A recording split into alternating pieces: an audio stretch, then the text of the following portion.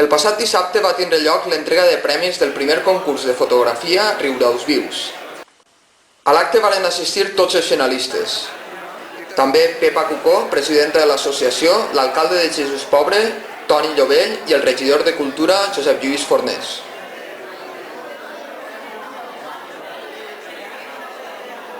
Les obres seleccionades per a l'exposició queden en propietat de Riudaus Vius i a canvi els autors reben 10 euros per cada fotografia en concepte de despeses. A la primera part de l'acte es va passar el reportatge de Punt 2, Els ulls de la Marina, centrat en els riuraus i el treball de l'associació Riudaus Vius.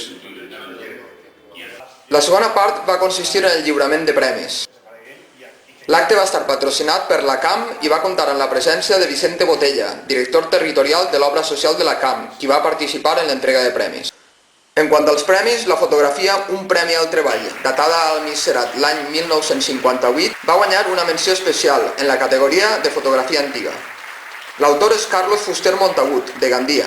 El primer premi en la categoria de fotografia actual es va concedir a la fotografia Sostre, presentada sota el pseudònim d'Iquela, l'autor de la qual és Toni Català Ortuño, de Xàbia.